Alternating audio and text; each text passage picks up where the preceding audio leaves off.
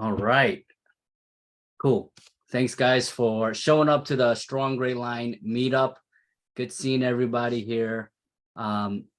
We're still waiting, as you can see. I think some people are having some issues logging in, but it's really good to see your faces and talk a little bit about what we're doing today. So we have about 75 minutes reserved. We have this set up, so we're following a 30-minute session with a topic. This time, instead of just talking about a classmate, a long lost classmate and their achievements in the past 20 years, we're actually going to be diving into an educational session, and this time is on a really important one on sleep. So we'll test that out, and I'd love to get your feedback at the end. When we're done, we got 30 minutes, 30 minutes of our session, and then about 45 minutes or so of breakout rooms where each will have a facilitator kind of having conversation with a smaller group. And then afterwards, we're going to come back to this room for last minute kind of announcements, follow up, and then we'll leave this room open for about 15 minutes afterwards so that people can catch up, get contact information, whatever the case may be, and say what's up to each other.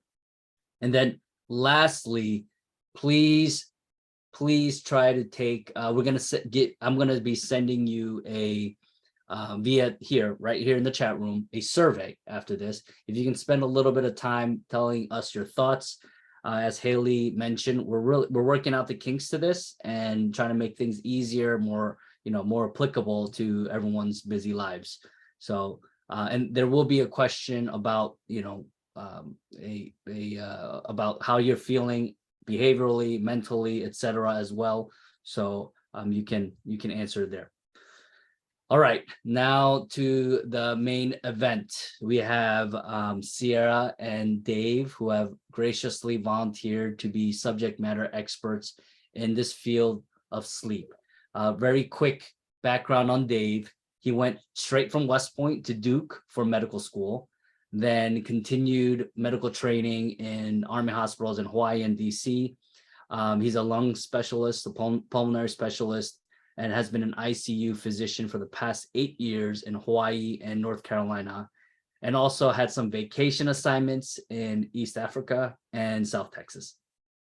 Right now, he's transitioned from active duty to the reserves and practices here right down the street from me in the Fayetteville VA Medical Center. And also to note, his wife is a sleep doctor as well, and she's done her entire fellowship on sleep. So he said that she's smarter and better anyway. So she's also available for outreach. Finally, Sierra is a two-time guest here. She is an operational and board certified clinical psychologist, and also served successfully at the 75th. And she also went to Ranger School, as most of you know. Currently, she serves as the Deputy Consulting Psychologist at the National Defense University, and she oversees the Army's new Consulting Psychology Fellowship.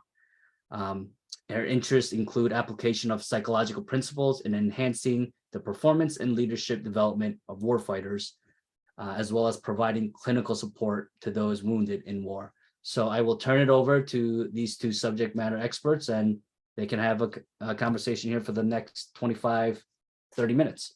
Thanks. Yeah, thanks, Freddie. Sierra, do you want to talk first a little bit about how you first got interested in sleep and its importance and effects? Yeah, absolutely. So thanks again for having me, guys. Really excited to be here with you and just to see everybody. So sleep is such a fascinating topic to me, because on one hand, it sounds like it's probably the most boringest topic in the world. But on the other hand, it's also really fascinating and is a topic that I professionally was first introduced to when I was on internship as a psychologist. I did my training at Madigan Army Medical Center at JBLM. And one of our rotations was in the sleep clinic. And I was like, what are we going to be doing in the sleep clinic as a psychologist? But little did I know that that rotation would be my favorite rotation that I went through. And it is also the rotation that I have probably gotten the most miles out of, both professionally and personally. And so in any job that I have served in as a psychologist since then, one of the first areas that I have really delved into is sleep. I actually have my manual here, like it's my sleep manual that I use to work with clients on sleep. And this is literally my first day on the job here at the National Defense University. And the first thing I got signed up for is like a sleep clinic. And so, so I work with a lot of folks on sleep. And then personally, when it came to my own performance and just training up at the Ranger Regiment, I had to really put that into practice. And when I talk about going to Ranger School, which I've shared with some of you at 37 years old, I had to be super disciplined with my own sleep because it was really one of the keys to my success and just being able to perform at the best capacity that I could. So practice. I try to practice what I preach, and I can't tell you how often I work with clients on sleep. It's really kind of served as a gateway to other issues because sleep can kind of feel like a safe environment first. Like, yeah, I'm not sleeping well. I'm happy to talk about that. But oftentimes it'll lead to other discussions. Maybe there's some anxiety, maybe there's some depression, maybe there's some PTSD, but it's an easy entryway for me in my profession. So I know that was kind of all over the world, but definitely practice and also work with a lot of folks when it comes to sleep. So I'll turn it over to you, Dave. Sure. Yeah. So I think I first became interested in sleep selfishly when I wasn't getting any as a medical intern. At the time, our standard schedule was to take a 30-hour call in the hospital every 3 days for the majority of that first year. There's no better way to become aware of the effects of sleep on cognition than trying to do a complex task like practicing medicine when you're not getting enough sleep. So I got some experience that way, but then really started to get into the interesting science of sleep during my pulmonary fellowship when my wife, Jordana, was doing her sleep fellowship. So she's studying all the kind of neat and weird sleep disorders, the narcolepsy and cataplexy and parasomnias. And I'm seeing how these things can sort of interact with other disease processes too. Sleep is one of those things that sits at the intersection of behavior and organic pathology. And it's always been interesting to me to see where the mind-body connection comes into play. Because most of the time when I'm seeing a patient, my first instinct is to think about, what can I fix with a medication or what can I change medically, but 90% of the stuff is behavioral, and sleep is one of those things as well. So Sierra, I guess maybe to start off with a framework for everybody, why is sleep important? Why are we bothering to talk about this? Yeah, and so from my profession, a lack of sleep is oftentimes a symptom of a bigger set of problems. And in mood disorders, it's a symptom of, it can be a symptom of anxiety, it can be a symptom of depression, PTSD, it can be a standalone disorder in and of itself. And so what we know in those different conditions is that when we're not getting sleep, it can actually worsen those conditions. from a psychological standpoint, but also just quality of life. I've worked with a lot of folks who said, if I could just get better sleep, like my quality of life would just improve, bounds and bounds. And so sometimes I've just worked with folks, I'm like, hey, let's just improve your sleep quality. Like, we're not even going to talk about mood or whatnot. Let's just talk about getting you more hours in bed asleep. But we also know that sleep also impacts mood, which I think all of us can, attest to. I turn into a monster around 8 to 9 p.m. Like, like my husband will tell you, like, I am worthless around 8 or 9 p.m. And he's a night owl, and like, we've been married almost 20 years, and he still doesn't understand that, like, at 8, 9 p.m., like, that's not when I want to start cleaning the garage. But and so it's just figuring out, for me, like, when are my peak hours for performance, for when do I perform best cognitively. For me, it's the morning hours.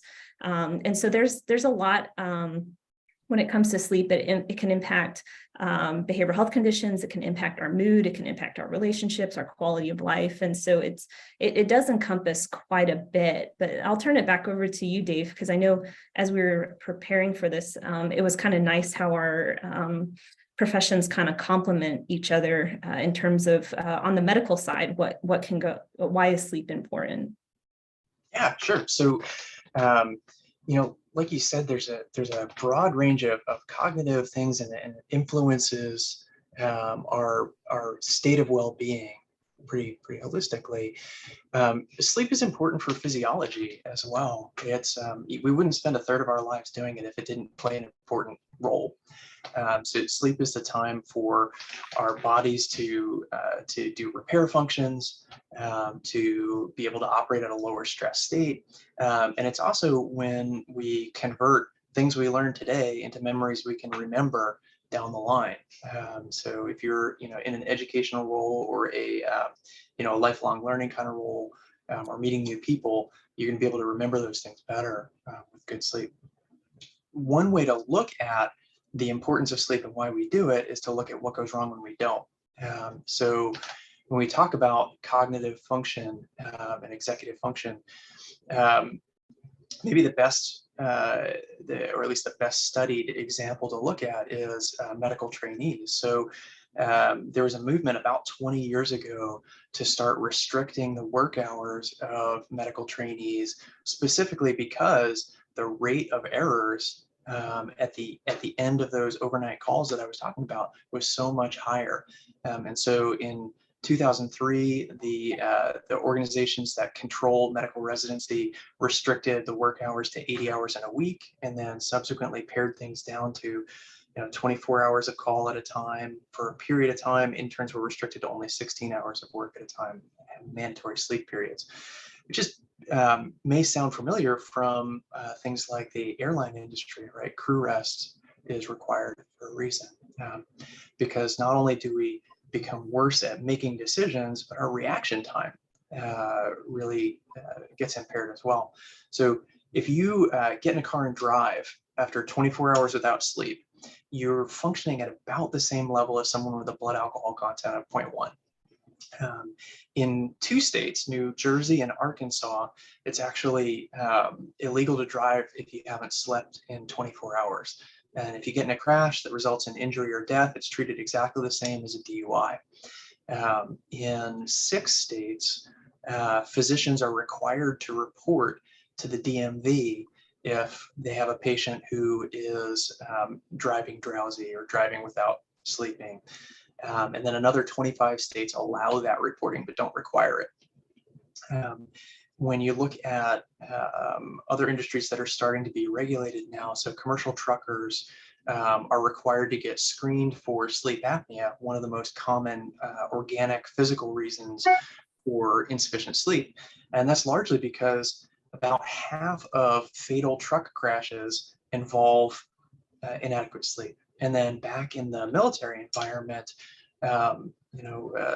when they did a post hoc analysis of all of the aircraft crashes during the original Gulf War, the early 90s, about 10% of those crashes were because of people going outside of the crew rest guidelines. So sleep can have some pretty big implications, especially if you're doing something that involves high risk behaviors or operating machinery without sleep.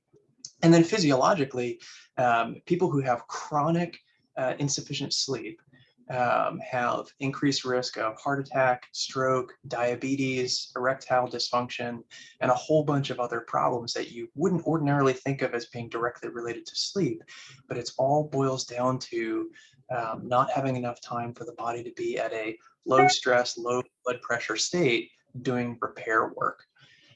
What is sufficient sleep? That varies from person to person. There are some people who are hereditary short sleepers who only need about 5 hours at night. There are people who are long sleepers who need about 9 hours to be fully refreshed. My wife is one of those. On average, from our survey, people in the class are doing better than the average American, getting about 6.5 to 7 hours of sleep. That's probably not enough for any of us, but yeah, that's my spiel on what goes wrong if we don't sleep.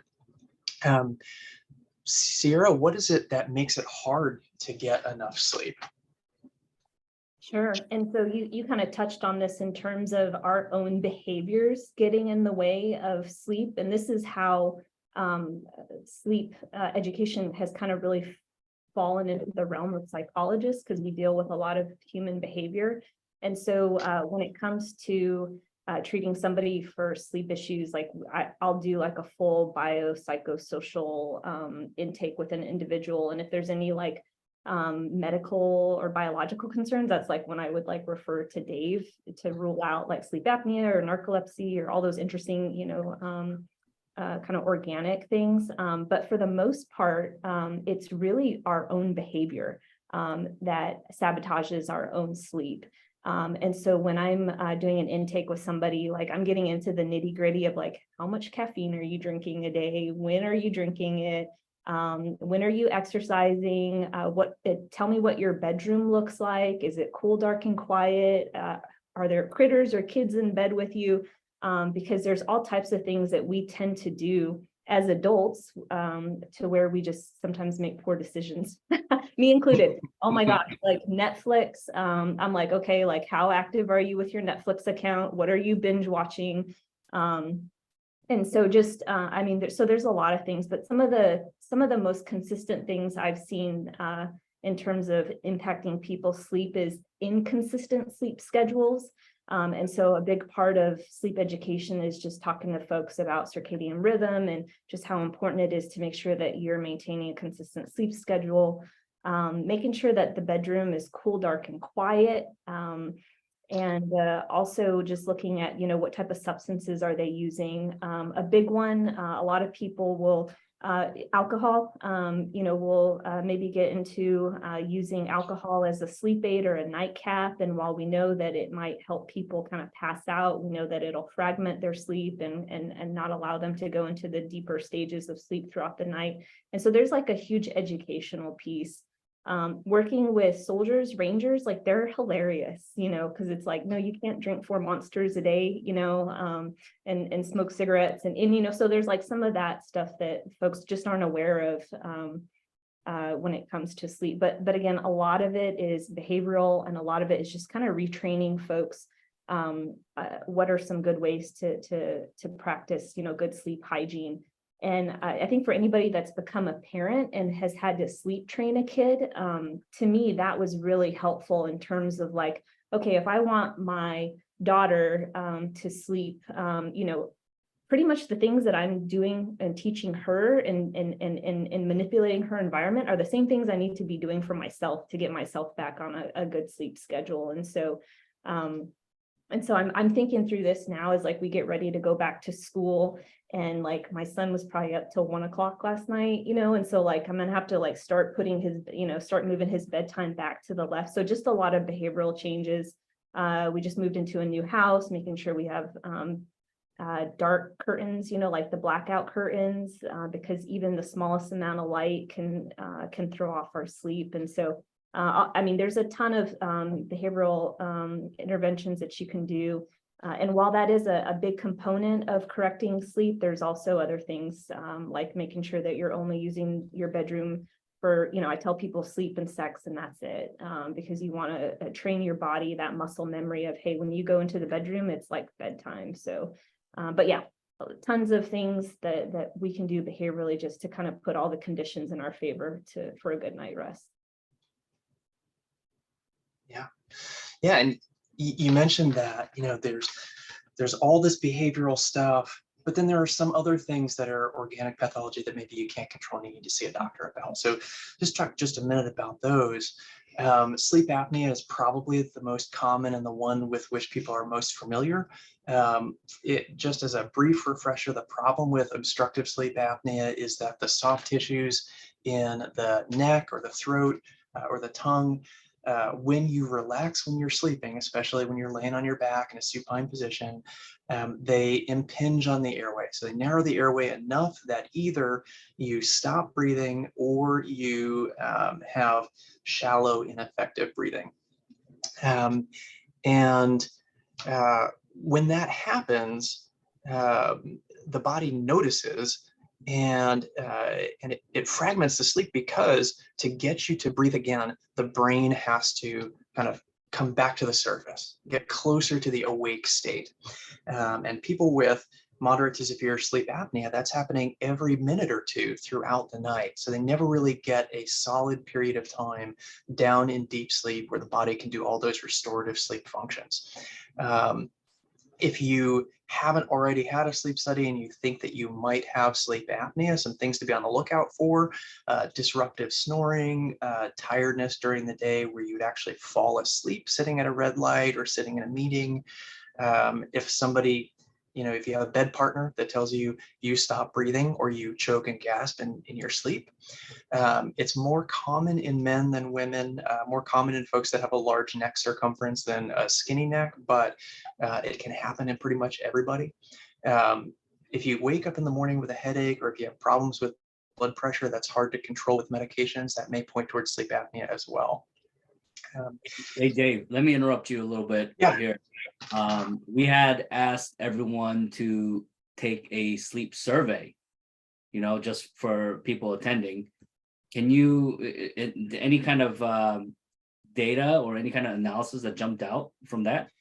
Yeah, absolutely. So with regard to the organic pathology, so as expected, about 30% of the people who filled out the survey have already been diagnosed with sleep apnea. That means there's probably another 15 or 20% out there who are undiagnosed. And then there's a smattering of other pathologies as well. The other thing that is interesting to me when Sierra was talking about substances, sleep aids, nightcaps, is that more than half of the people that filled out the survey are using something, prescription or over the counter, to get to sleep, whether that is every single night or relatively routinely. That's common in our population as well. And some of those things, especially if they're the right prescribed medication, can be really helpful. But I really caution people about over-the-counter sleep aids. Melatonin is relatively harmless and likely relatively ineffective, but things that contain antihistamines, using Benadryl, NyQuil, things like that as a sleep aid, destroys sleep architecture. It keeps you from getting into deep restorative sleep, and they are very habit forming. And again, more than half of the folks that filled out the survey are using something over the counter pretty routinely, it looks like.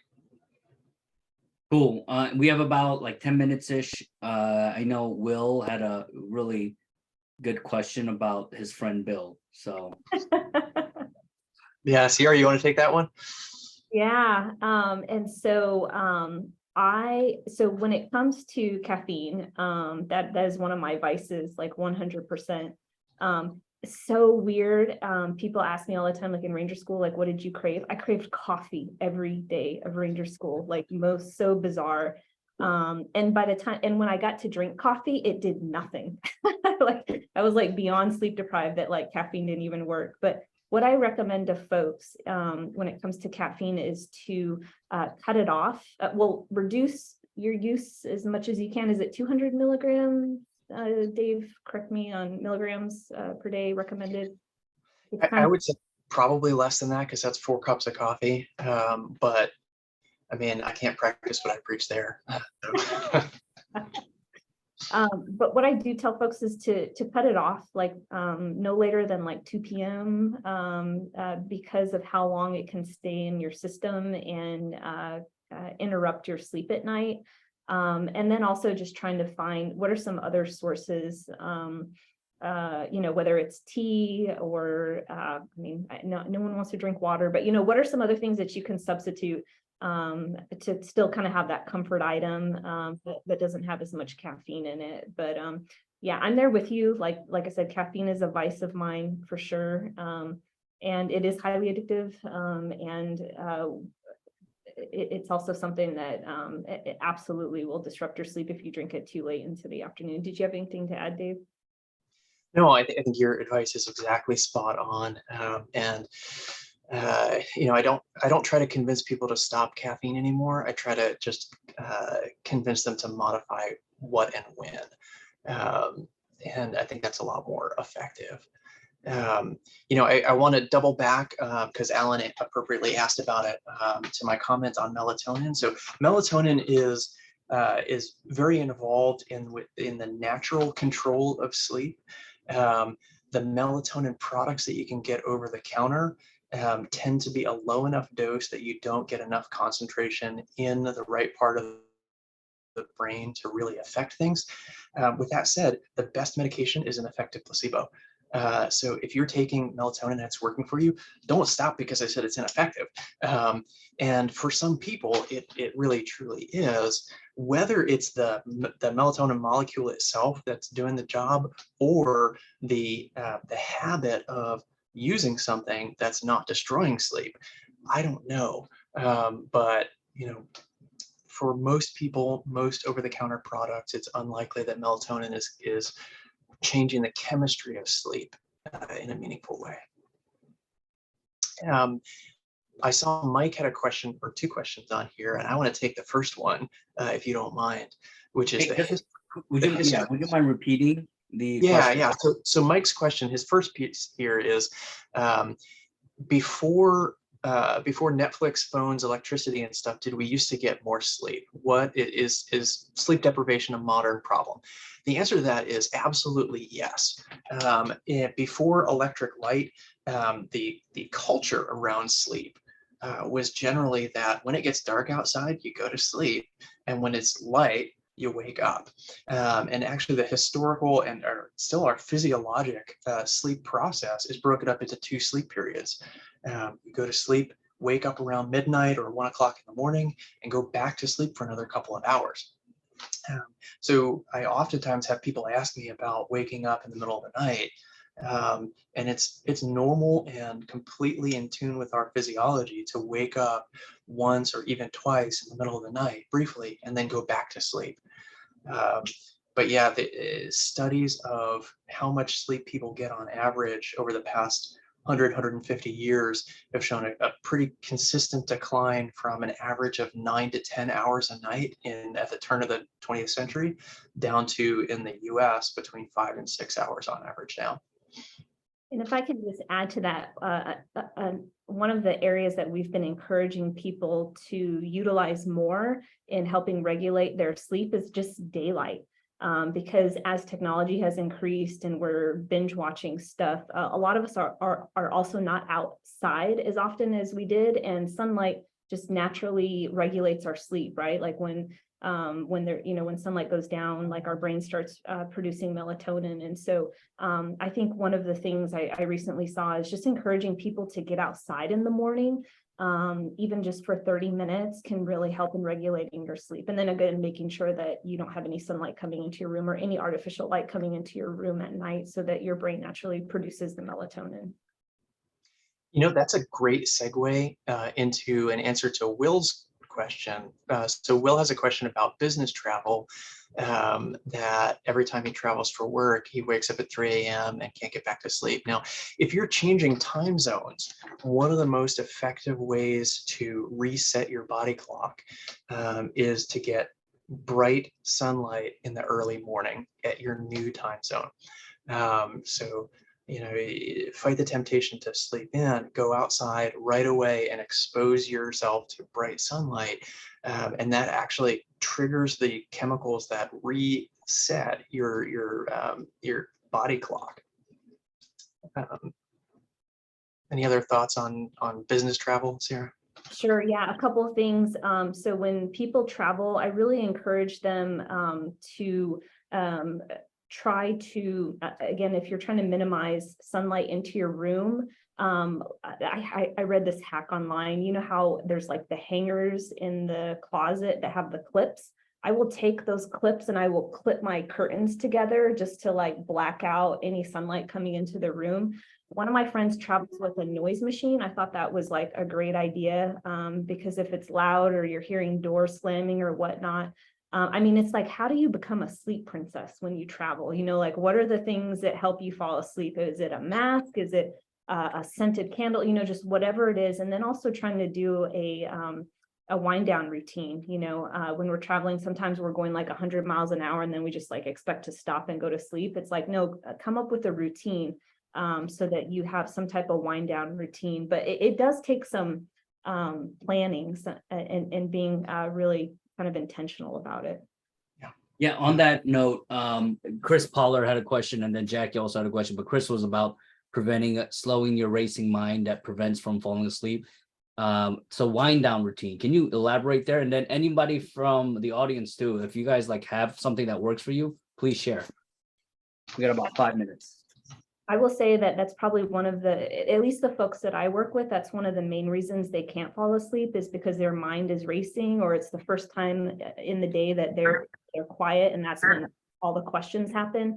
And so one of the things that I encourage people to do is to work with that, because a lot of people spend time worrying and planning in bed. And there can be some benefit to that. So I always encourage people to spend some time earlier in the evening doing that. Whether it's journaling or, you know, working in your planner or just whatever to get that out, so that if you're in bed and you start to worry or whatnot, it's like, oh, I've already done that. I've already laid out my stuff for tomorrow. I've already have my to-do list. That can be helpful. Apps, there's a ton of apps out there to just listen to. So the Calm app is one of my favorites. So just put some AirPods in and listen to mindfulness meditation or, you know, a breathing exercise just to help you relax. But it does take some intention in terms of what do I find helpful, and different things work for different people. So giving something a try, hey, that didn't work for me, but finding something that works for you. For me, it's planning in my little planner. That way I know, like, hey, in bed, I've already done that, so I don't have to worry about that.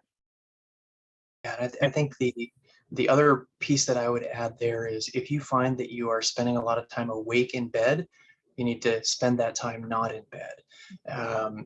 It's somewhat counterintuitive, but one of the first steps for treating bad insomnia can be sleep restriction.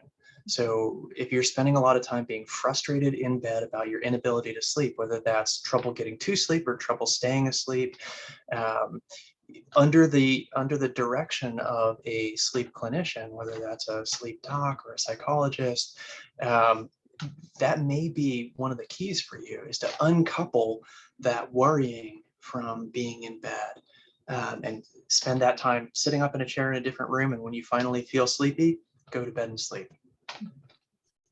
One thing, I'm not a sleep expert, but one thing that I use for my sleep, I invest heavily in sleep, is a cooling mat.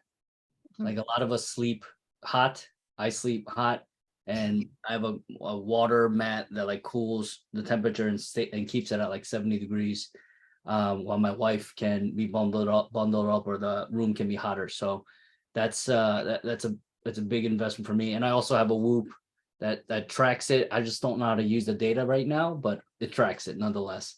And then can we go to Jackie's question? How does TBI impact sleep apnea? Referencing the operator syndrome. So I think these, in our population, these are two potentially related, very prevalent conditions. So I don't know that having traumatic brain injury necessarily creates obstructive sleep apnea. It's just that they're both very common. There are some people with severe TBI who get central sleep apnea. So that's a different problem, where instead of an airway collapse breathing problem, it's the part of the brain that controls breathing that's not functioning properly. That's pretty uncommon though. But certainly people with TBI do have sleep apnea as well, and impaired sleep and insufficient sleep makes the effects of TBI worse. Sierra, any other thoughts on that? Yeah, kind of going to, I think one of the difficult things with TBI is there can be a lot of co-occurring things going on at the same time, and it can be kind of hard to like parse that out. And so sometimes if someone has a TBI, there might be some PTSD or depression or anxiety, and it can kind of all bleed together. And so I think a holistic approach, and sometimes it's just starting with sleep with folks, and then if that, getting that under control, and then seeing if that loosens anything up, and if that doesn't, then moving on to something else. But at least in my at least from my foxhole, like it can all, there always tends to be other things going on as well, if that's fair to say. All right, guys. Thanks for that awesome session. I think we've gotten more questions out of this. Can you see what really 40-something-year-olds are interested about? I want to learn about sleep here and melatonin. So I'm going to be breaking us up into small groups so that we can just do a deep dive with one another. Well, here's also, if you do intend on leaving earlier, this is the survey. Please take that before you bounce from here. And yeah, at 1:45 Eastern, we'll be coming back to the room, more or less around there. Cool. See you guys later.